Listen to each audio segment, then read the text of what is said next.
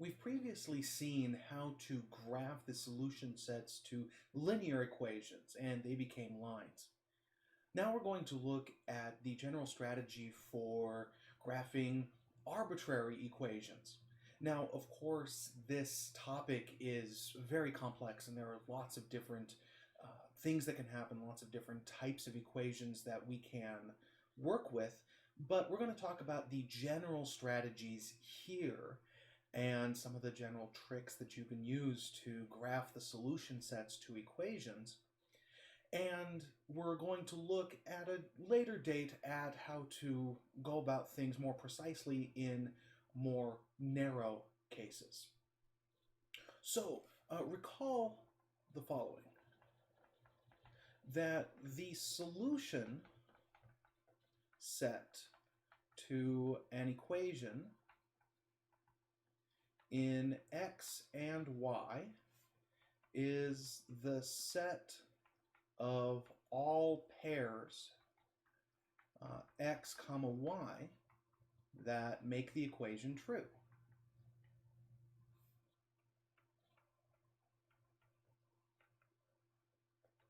So let's take an example. Let's look at the equation y equals x squared minus 4. This is an equation with two variables in it, and depending on the values of the variables, this equation could be either true or false. Any pair of values for x and y that make the equation true will be a solution to the equation, and any pairs that don't make the equation true will not be a solution to the equation. So, for example, we have that the pair 0, negative 4 is a solution to this equation, since if I plug negative 4 in for y and 0 in for x, I get a true statement. On the other hand, 1, 7 is not a solution, since 7 does not equal 1 squared minus 4. And so every point in the plane, every point x comma y, is either a solution to this equation or it's not a solution to this equation. And what we will often be interested in is graphing the solution sets to these equations. That is, creating a graph, a curve that contains all of the solutions to this equation and no other solutions, no other points. So that's what our goal is going to be here. Now, there's really only one way that we get at this for general equations, and then one sort of little trick, little strategy that we can use to sometimes help us along. So let's start with our strategy. Our strategy for graphing equations, which just means graphing the solution sets of an equation, is actually very simple. Find a bunch of solutions, plot them on a graph, then connect with a smooth line.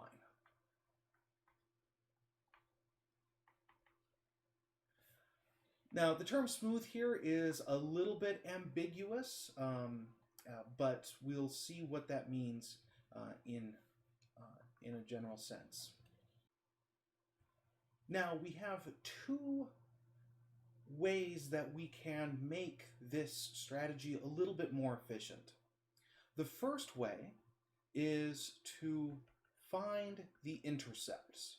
The intercepts are often important points in the equation for one reason or another, depending on the meaning of the equation, and so finding them is helpful there. They're also useful points to note for just to help you graph out the solution set. And the second part is to use symmetry.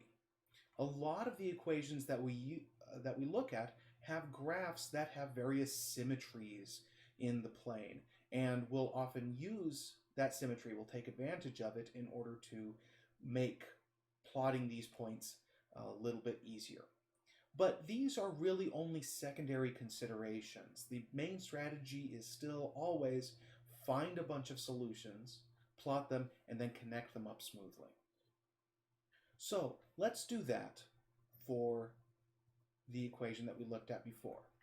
So let's look at y equals x squared minus 4. Now we want to find a bunch of solutions here, but let's go ahead and start off by finding the intercepts. So we saw before that to find the intercepts of a function, you set one of the variables equal to 0. So to find the x-intercepts, that is the points on the graph that lie on the x-axis, we set y equal to 0 and solve for x. So if y is 0, then we get the equation 0 equals x squared minus 4. If we add 4 to that, we get 4 is equal to x squared. And that means that x is equal to plus or minus the square root of 4. So that's either 2 or negative 2. From this, we can conclude that the x-intercepts of this equation are 2, 0 and negative 2, 0. So those are going to be 2 points on the graph that we're about to sketch out. Then to find the y-intercept, the y-intercepts, we're going to do the opposite. We're going to set x equal to 0 and solve for y. So if we do that, then we get y is equal to 0 squared minus 4, and there's not a whole lot of work to do. We just get y equals negative 4. So that means that there's only y-intercept in this case, and the y-intercept is at 0, negative 4. Now remember, we're just using our general strategy of choosing a value for one of the variables and solving the equation for the other one. With the intercepts, we're just picking specifically the value of 0 for one of the variables or the other. So we already have 3 points on the graph. Now, when we were graphing linear equations, this was enough. In fact, 2 points was enough. But the same is not true in general. If we've got general equations like this one, which is not linear, we want to make sure that we have a lot. Figuring out exactly how many we need, that depends a lot on the situation. There's no one-size-fits-all answer to this. This is honestly one of the places where a graphing calculator or other graphing utility can be very helpful, because if you can get the computer to graph this, then you can zoom in and out enough to make sure that you're seeing the complete shape of the graph. So let's move on to graphing this, and we're not quite done. 3 points is not going to be enough, so we definitely want to make sure that we have some more. So let's get a grid here. Let's write down our equation, y equals x squared minus 4. We already have the solutions negative 2, 0, 2, 0, and 0, negative 4. Those were our intercepts. Let's go ahead and graph those out already, and then work on graphing some others. So we have the point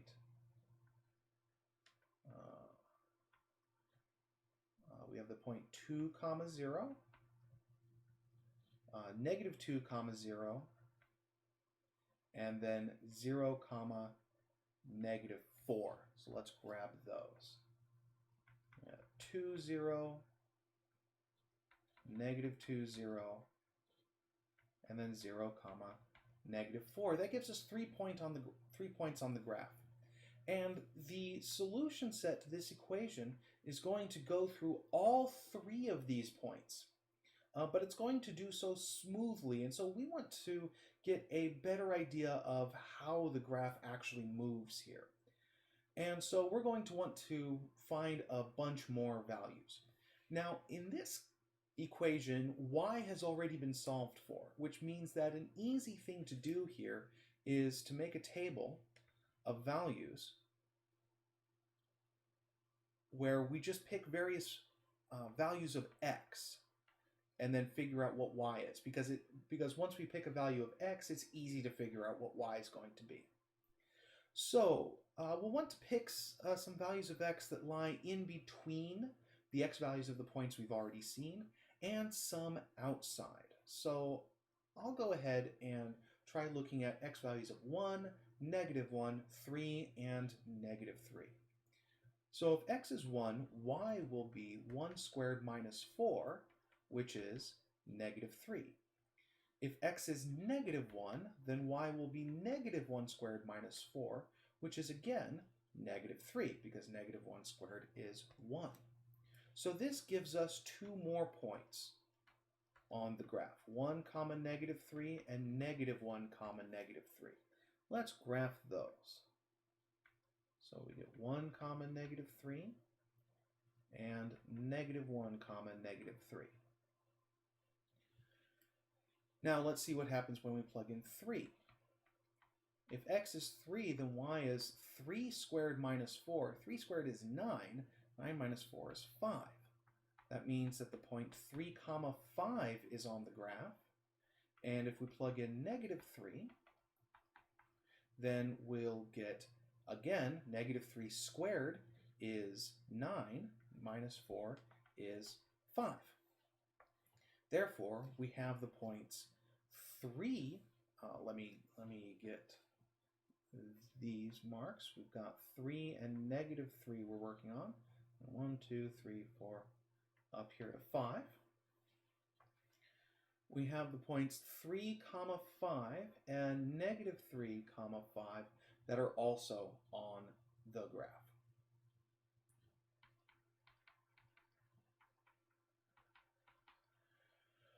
So we have 5 points plotted on the graph, and the solution set is going to include all these points, but it's also going to include lots of other points in between. And in fact, the solution set is going to be a curve that goes through all of these points smoothly. Now, of course, doing it by hand is not always pretty, but we can do our best.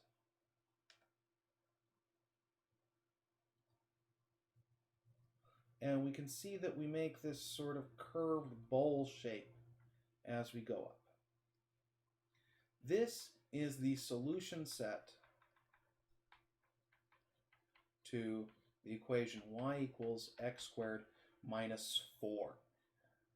Now, it turns out this particular shape is known as a parabola, and we're going to look at them in much more detail in a later section.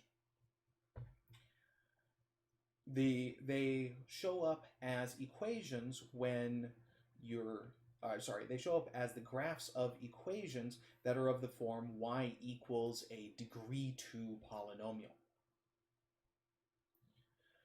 So for us, we just want to look at this and see how we can come up with the general shape here.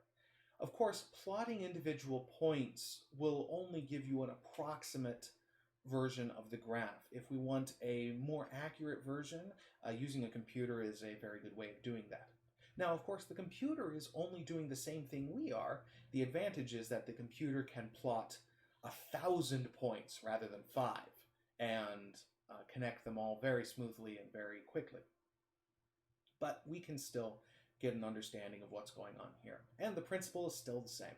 Find a bunch of solutions, plot them, and see what you get. Now, there is one facet of this graph that I do want to point out that we're going to take advantage of. I mentioned earlier that a lot of the graphs that we look at involve symmetry. And you can see that this graph is called symmetric about the y-axis. And what that means is that if I take any point on the graph and reflect it across the y-axis, that means moving it horizontally to the exact opposite point on the other side of the vertical axis, I come up with another point on the graph. Or in other words, if you were to, say, put a mirror right on the y-axis and look at the reflection of one half of the graph, the right half of the graph, it would exactly lie on the left half of the graph. So equations like this one are symmetric about the y-axis. And the advantage that has is that when you've got an equation whose graph is symmetric around the y-axis, you know that if you have any point over here, you're also going to get a point there with the same y value, but with the opposite x value. And similarly down for all the other points on the graph. Now, of course, this is only helpful if we can tell ahead of time, looking at an equation, whether its graph is going to be symmetric or not. Fortunately, there's a way for us to do that. There are three kinds of symmetries that we're going to be considering.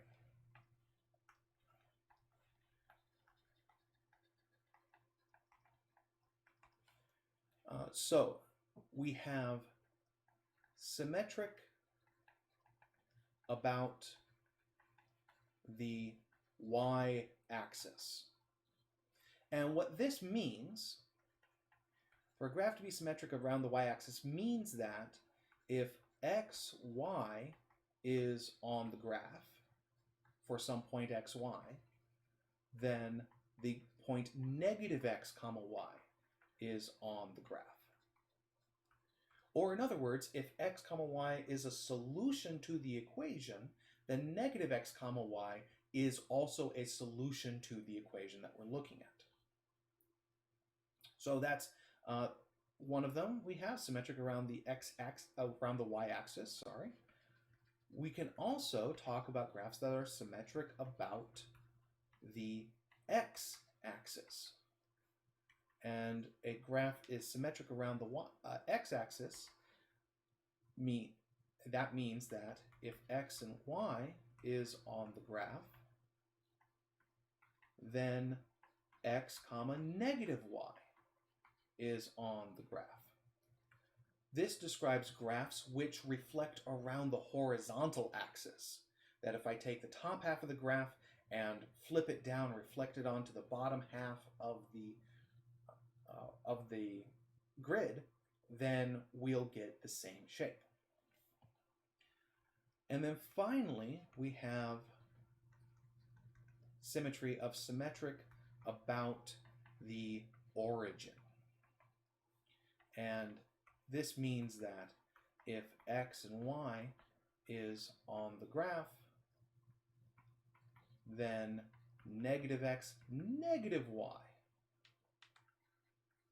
is on the graph. And another way of saying this is that if you take the graph of your equation and you rotate it around the origin 180 degrees, then it lies back on top of itself. Let me go ahead and sketch out little cartoon examples of what's meant by these other symmetries as well, or give examples of them.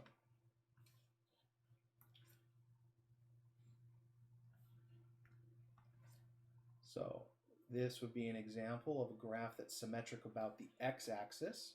Notice that every point above the x-axis corresponds to a symmetric point on the other side of the x-axis. And then symmetric around the y-axis is the type of graph that we saw before. So let's take this graph, for instance.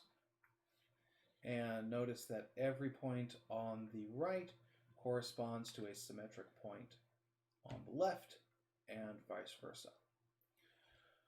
So these are the three kinds of symmetries that we can see in a graph and we can try to take advantage of. Now, of course, the question is, again, how do we detect whether or not an equation has a graph that's going to be symmetric in one of these ways?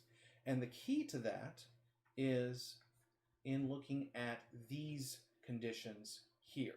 If xy is on the graph, then some other point is on the graph as well. So let's see how we do this. To test for symmetry,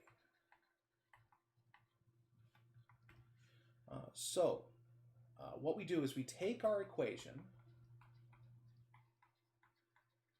and we're going to replace one or two of the variables with their negatives.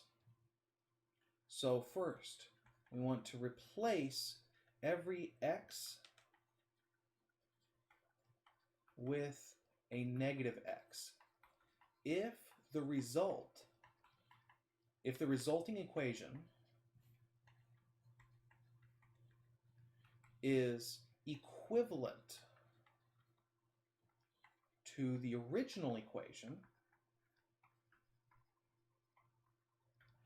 the graph is symmetric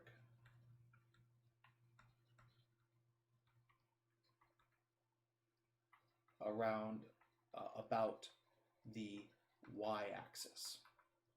So this is replacing an x with a negative x, and so that's going from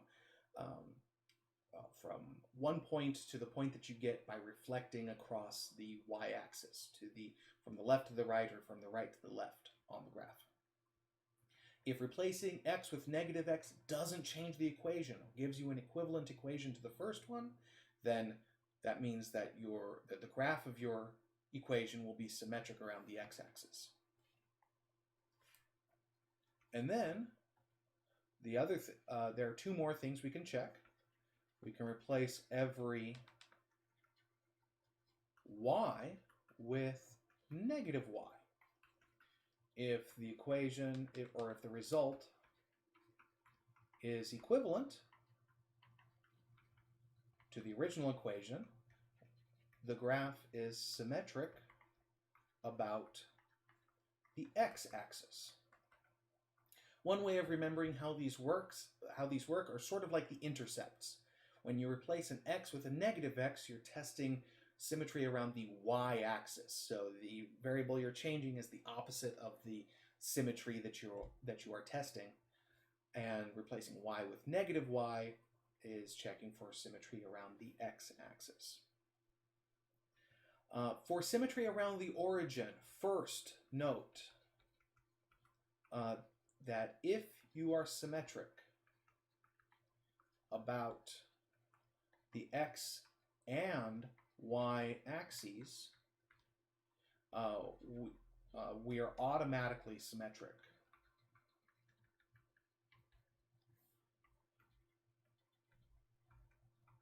about the origin. So if you happen to have an equation that is symmetric about both the x-axis and the y-axis, you're automatically symmetric around the origin.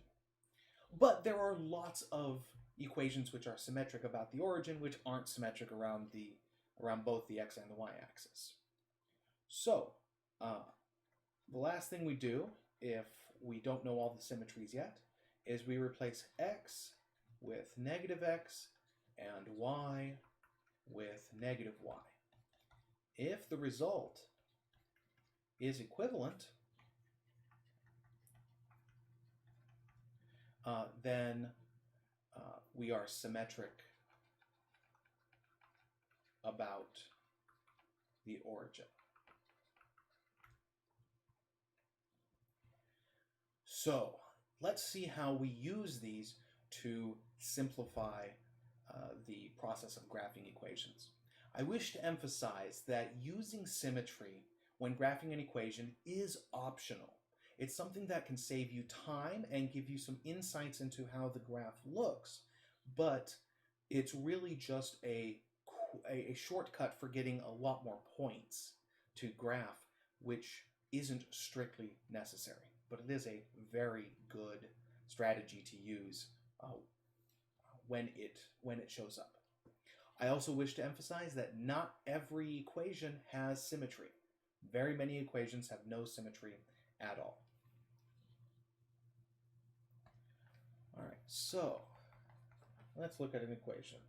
Let's graph y squared equals 4x. So let's go ahead and use both of the shortcuts or strategies that we have. We'll find the intercepts and we'll test for symmetry. So for the intercepts, so first, for x-intercepts, we set y equal to 0. And we get 0 squared equals 4x. Now, if 0 squared equals 4x, that means that 0 is equal to 4x. And dividing both sides by 4, we get that x has to equal 0. This tells us that the point 0, 0 is the only x-intercept. All right, let's find the y-intercepts. To find the y-intercepts, we set x equal to 0. So we get y squared is equal to 4 times 0, which means that y squared is equal to 0, which means y is equal to plus or minus the square root of 0. But the square root of 0 is just 0. So that means that y is equal to 0, because 0 and negative 0 are the same thing. They're both just 0. So that means that when x is 0, y is 0. That means that 0, 0 is the only y-intercept. All right, so we found our intercepts, or really just the one. This graph only crosses either of the axes at the origin. So now let's check for symmetry. So we replace x with negative x and see what we get. We get y squared is equal to 4 times negative x, which is equivalent to the equation y squared equals negative 4x. This is not the same equation as we started with. So this is not the same as the original. So we are not symmetric about the y-axis. So we changed our x's, and so we were testing symmetry about the y-axis. Now let's check y to negative y. Let's check for symmetry about the x-axis. So if we send y to negative y, that gives us negative y squared equals 4x.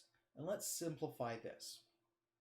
Now negative y squared we could write as negative 1 squared times y squared equals 4x.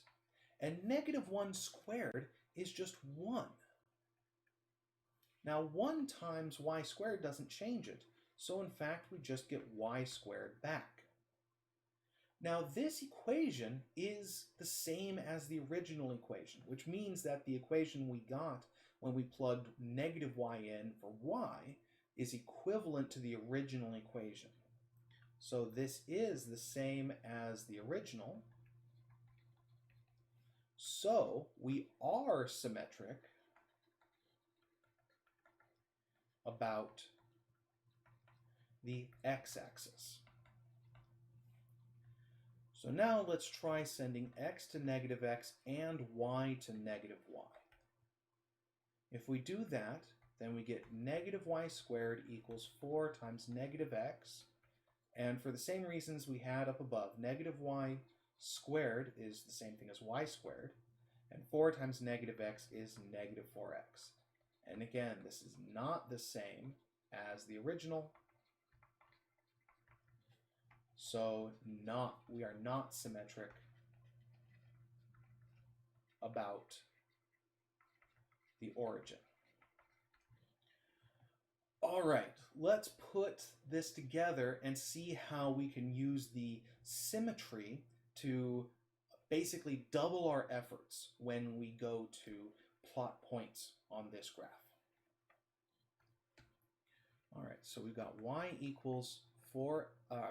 squared equals 4x. We know that the intercept, the only intercept, is 0, 0, and we know we're symmetric about the x-axis. Now what this means that we're going to take advantage of is that if x comma y is a solution,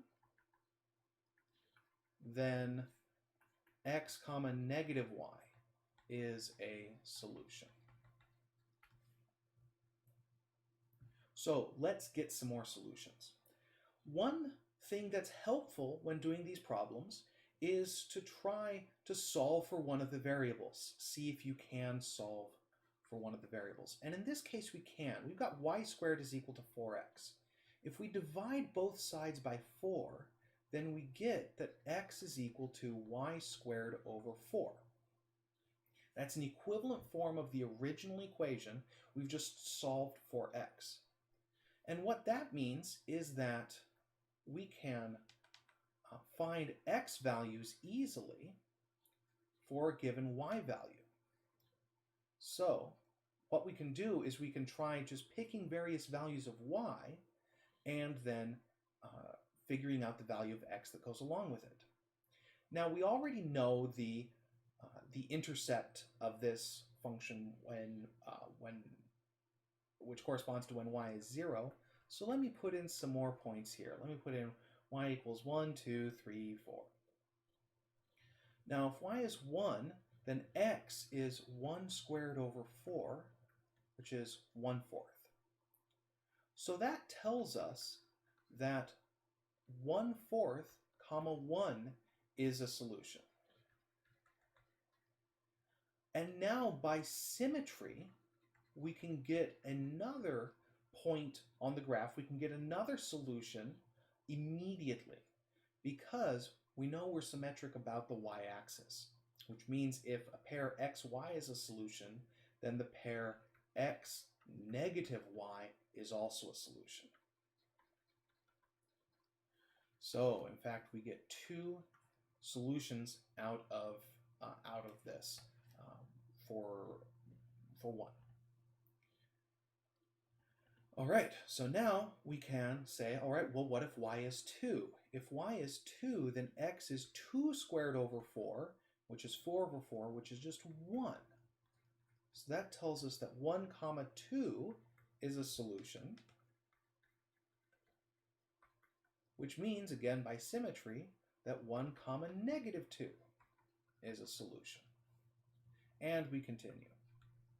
3 squared over 4 is 9 over 4. That's how we're going to write it. That tells us that 9 over 4 comma 3 is a solution, which tells us that 9 over 4 comma negative 3 is also a solution. And then if x is 4, we get 4 squared over 4. I'm sorry, if y is 4, then x is 4 squared over 4, which gives us 16 over 4, which is just 4. So that tells us that the point 4, 4 is a solution, which means that the point 4 comma negative 4 is a solution. So actually, we get a whole bunch of points that we can use. We now have 9 different points that we can plot in order to understand the graph of this function. So I'm going to go to another page. We're going to list out all these solutions and plot them all and see what sort of graph we get. So we've got y squared equals 4x. We have the points 0, 0, 1/4 comma 1, 1/4 comma negative 1, 1 comma 2, 1 comma negative 2. We had 9/4 comma 3, 9/4 comma negative 3, and then 4 comma 4, and 4 comma negative 4. All right, let's graph And I think I'm going to give myself a slightly bigger grid than I have been using. All right, so I think that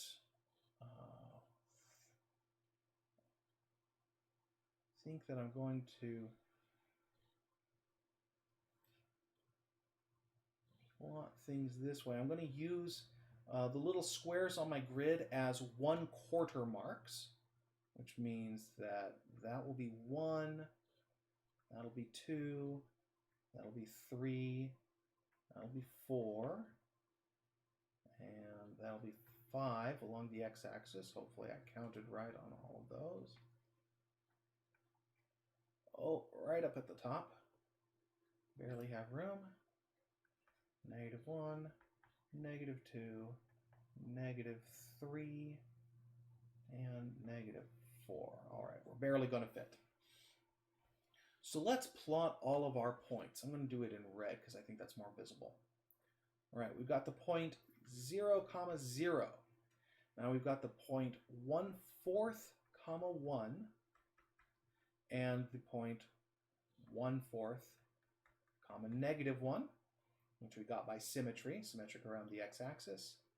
Now the point 1, 2, that's right there, and the point 1, -2. Let's see, 9/4, 3. 9/4 is 2 1/4. So that'll be right here. So there's 9/4, 3. And then also 9/4, -3. And then finally 4, 4. So that's way up here. And then 4, -4 way down here. And hopefully I didn't mess up tracing my grid at any point there. It looks right. So here are a bunch of the points on this curve, and you can see that it's making a similar sort of bell-shaped pattern to the one that we had before, only this one is sort of opening to the right. And in fact, that's no accident. This is another parabola, whereas the previous parabola opened upwards.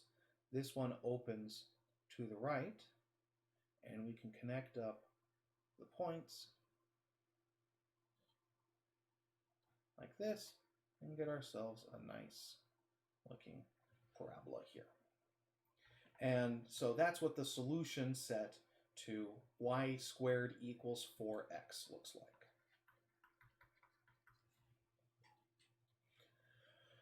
So really that's all there is to graphing equations. We're going to do a few more examples so that we can see how some types of functions turn out, but that's the basic idea behind it. So I'm going to move a little bit faster on the next few examples. Got 3 more examples that I want to do, and then we will move on. All right, so let's look at another example. Let's graph the equation y = the square root of x. So again, we want to find the intercepts. So if x = 0, then that means that y = the square root of 0, which is 0. So that means that the point 0, 0 is a solution. And then if y = 0, that means that 0 is the square root of x. And so if we then square both sides of this to figure out what x is, that means that x has to be 0. Because the square root of x squared is x, and then 0 squared is 0, so we get 0, 0 again. So this is another graph that has only one intercept at the origin. Let's check for symmetry. If we replace x with -x, we get y = the square root of -x, which is not the same. So we don't have symmetry around the y-axis. if we replace y with negative y, then we get negative y is equal to the square root of x. One way that we can make sure that we're comparing the equations properly is to try to put it in the same form. In particular, the original equation has y by itself on one side of the equation. So if we can solve for y in the equations that we get, we can put it into a form that is more where we'll be able to tell whether it's the same as the original easier. So if we divide both sides by negative 1, we'll get y is equal to negative the square root of x, because dividing by negative 1 is the same as multiplying by negative 1. But notice that this is also not the same. This is not the same equation as above. Now, what if x goes to negative x and y goes to negative y? Well, that'll give us negative y equals the square root of negative x. Once again, let's divide both sides by negative 1, and we'll get y equals negative square root negative x. But negatives don't get to go into or out of square roots. Square roots are a barrier. Negatives can't go in or out. And in particular, this is not the same. So in all of these cases, the symmetry test came back negative. That means that our graph here is not symmetric around the origin, around the x-axis, or around the y-axis. So when that happens, the only thing we have left to do is to try plugging in values. So let's go ahead and try that here. And I want to try something to illustrate what something that can go wrong in a lot of cases. One thing that you will often want to do is to choose a wide variety of x's. And so you want to choose some positives, some negatives. But you also want to choose x's that are sort of convenient in the problem. Or rather, you want to choose values of the variables that are convenient in the problem. So in particular, notice that the x in this problem shows up underneath a square root. So I might try picking values of x that simplify well under the square root, that is, perfect squares. So I would try, if I were doing this problem, values of x like 1, 4, and 9. But then I'd also want to try things like negative 1, negative 4, and negative 9, because I want to get a full picture of what's going on in the graph. So if x is 1, y is the square root of 1, which is 1. If x is 4, then y is 2. If x is 9, y is 3, because that's the square root of 9. Now, this gives us a few points on the graph. We've got the point 1, 1, the point 4, 2, the point 9, 3. But then what if x is negative 1? Well, the square root of negative 1, we played around with that some back in chapter 1, talking about complex numbers. However, when we talk about graphing an equation, we are only talking about the real number solutions to the graph. Graphing complex solutions to equations is something that's not really easy to do. There are significant hurdles involved with doing that, and we're not going to be attempting to resolve those. When we graph equations in this course, we are only going to be interested in the real number solutions to the equations. So if x is negative 1, then y is not real, which means that we don't get any point on the graph corresponding to that value of x. And if x is negative 4, similarly, y is not real. And if x is negative 9, y is not real. You'd also do the same thing if you just had an undefined expression for y. If you had like a y equals 1 over x and you tried plugging 0 into it, well, that wouldn't that wouldn't be defined, and so you wouldn't get a point to plot on your graph. So what we see from this is that this graph will not include any points that have a negative x coordinate, interestingly enough. So let's graph out the points that we do have and see if we can tell what the shape of this graph looks like. So we know that we have the point 0, 0. We got that at the beginning from the intercepts. We see from the points that we plotted, we've got the point 1, 1. Now we've got the point 4, 2, and the point 9, 3. But remember, this is not symmetric. This has no symmetries. These are the only points that we've found, and we want to connect these up. So we're going to connect them up as we've done before, using a smooth line. But we have nowhere to go after this. Notice that all the points that we found sort of lay on this curve coming in here and coming down to the origin. In fact, this is what this graph looks like. This graph doesn't continue on infinitely far in both directions the way that most of the graphs that we've seen have. This graph has a definite starting point. It starts at the origin and then goes off. So that's the first thing to note about this. The square root function has a graph which really is only sort of infinite in one direction and only goes on forever in one direction.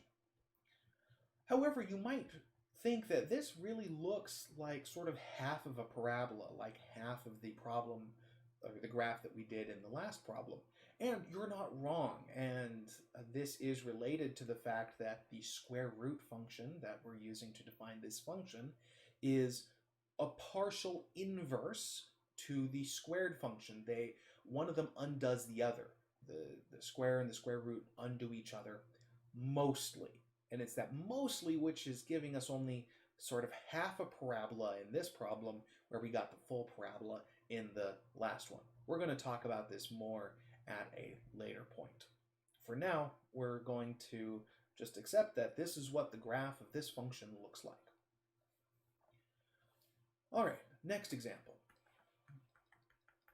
Let's try to graph the equation x plus y cubed equals 0. Sometimes you'll get equations that are written like this that aren't solved for any variable.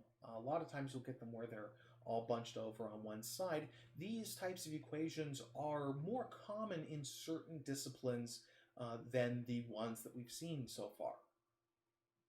So this is still a perfectly good equation, although if we like, we can rewrite it to solve for x if we want to. We can't efficiently solve for y here, though, so we're not going to bother doing that. Let's find the intercepts. So let's start with the with the x-intercepts rather. If we set y equal to 0, then our equation becomes x plus 0 cubed equals 0, which means that x equals 0. So that means that the point 0, 0 is our only x-intercept. Now for the y-intercepts, we'll set x equal to 0. And for that, we get 0 plus y cubed equals 0. Now this is more interesting. From this we get, let me rewrite it slightly so that I get y cubed plus y equals 0. We're going to be able to do some factoring in order to solve this equation. You'll notice that we've got a common y term between both of the terms on the left-hand side of this equation, so we can factor out a y. So this becomes y times y squared plus 1 equals 0. And apologies, I just noticed that I copied this down wrong. So I in fact wanted x minus y plus y cubed equals 0. This will actually give us what we want. It doesn't change anything that we've done so far. So rearranging this term, we get y cubed minus y equals 0. Then we get y times y squared minus 1 equals 0. And we can continue to factor. Y squared minus 1 factors. That's a difference of squares. And it factors as y plus 1 times y minus 1. So we wind up getting a product of 3 things equaling 0. By the zero factor theorem, this means that one of them had to be 0 to begin with. So we have y equals 0, or y plus 1 equals 0, or y minus 1 equals 0. So we get y equals 0, or y equals negative 1 when we subtract 1 from both sides, or y equals 1 when we add 1 to both sides here. This means that we're actually going to get 3 y-intercepts in this problem. We set x to be 0 at the beginning of this, and so we're going to have a 0 here in front of all of them, but 0, 0 is going to be one of our solutions. 0, negative 1 will be a solution, and 0, comma 1 will be a solution. And all of these are our y-intercepts. All right, now let's check symmetry to make things easier for us, hopefully, if we note some symmetry. So the equation that we're comparing to is the original equation, x minus y plus y cubed equals 0. So let's replace x with negative x. If we do that, then we wind up with negative x minus y plus y cubed equals 0, and it's not the same. There's no simplification to do. Everything about this equation matches up, except that instead of an x, we have a negative x, and so this is not the same. We have no symmetry around the y-axis. Now, if we look at y going to negative y, we'll get y minus negative y plus negative y cubed equals 0, which corresponds to x plus y, and then negative y cubed becomes negative y cubed, and that's because negative y cubed is equal to negative 1 cubed times y cubed, and negative 1 cubed is negative 1. So again, we've got, we want to compare this equation to the original, and we see that they're just not the same, and there's not anything we can do to this equation to make them the same. The x matches up, but both the y's have the wrong signs on them. So now let's check what happens if we replace x with negative x and y with negative y. Let's check for symmetry around the origin. If we do this, then we're going to get negative x minus negative y plus negative y cubed equals 0. Now, doing the simplification on the y's, again, we get negative x plus y minus y cubed equals 0. Now, this is not exactly the same as the original, but you'll notice that every one of the terms in our new equation, it has exactly opposite sign to the one in the original. We have negative x, positive y, negative y cubed compared to the original. And so what we can do is multiply both sides by negative 1. That's valid. It'll give us an equivalent equation. And if we do that, then we multiply each one of these terms by negative 1 to get x minus y plus y cubed equals 0. And that is the same. So that means that we are symmetric about the origin, meaning that if I have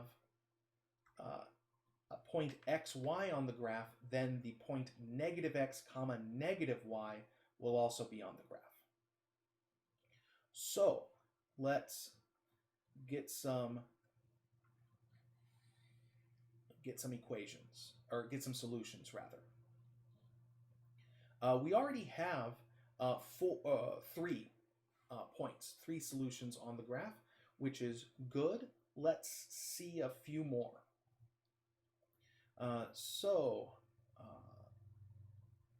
You'll notice that in this equation up here, we could, as I mentioned, solve for x. So if we do that, then we get x is equal to y minus y cubed, which could be a useful way of writing it down. And so what we can do is pick various values for y and plug them into this equation to figure out what the x is that goes along with it. So we already have points corresponding to y values of 0, 1, and -1. So let's look at, say, y equals 2. If y equals 2, then that means that x is equal to 2 minus 2 cubed, which is 2 minus 8, which is -6. So that tells us that -6 comma 2 is a solution. Now, by symmetry about the origin, this means that 6 comma -2 is a solution. So symmetry around the origin means that if you replace the x with -x, if you change the sign of the x's and change the sign of the y's, you get another solution. So this gives us 2 more solutions for us. And let's see what we can get out of this, out of these 5 solutions. And actually, we do have room to do that here.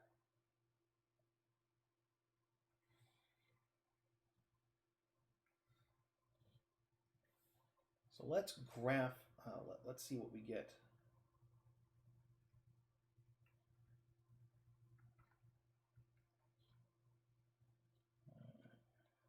One, 2, 3, 4, 5. We're going to need x values all the way up to 6.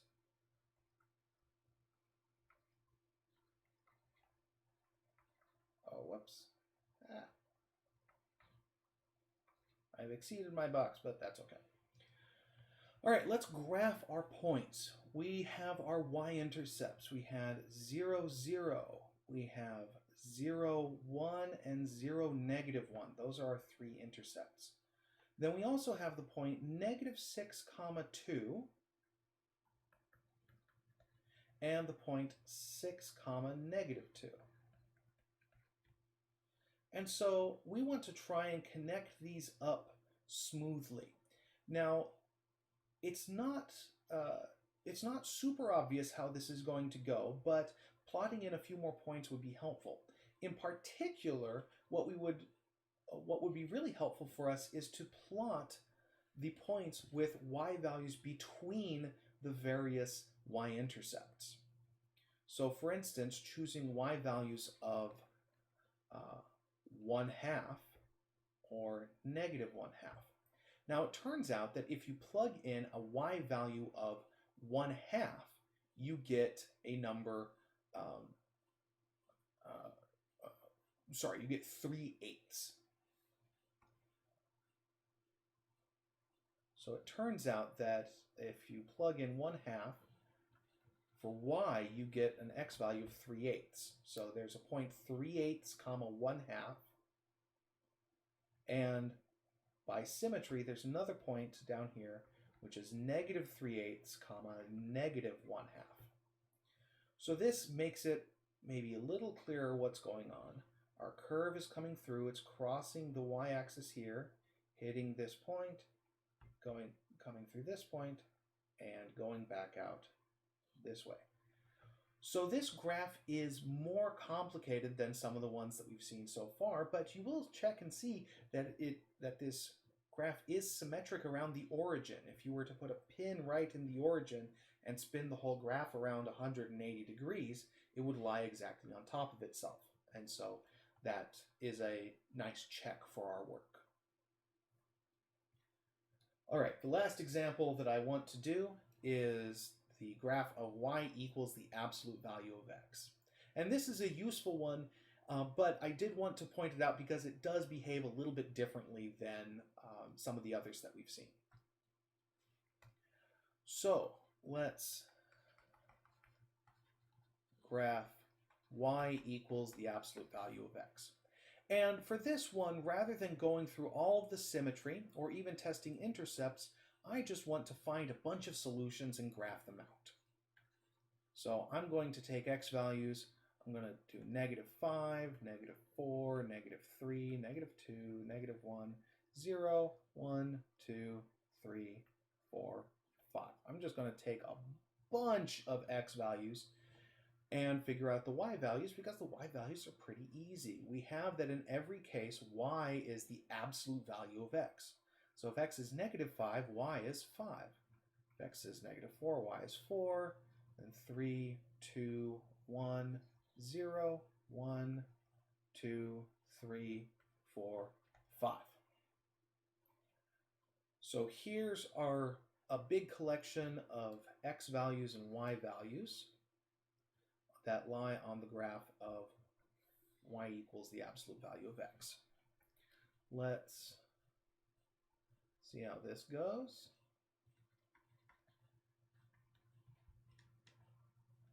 -1, -2, -3, -4, -5, 1, 2, 3, 4, 5, and -1, -2, -3, -4, -5.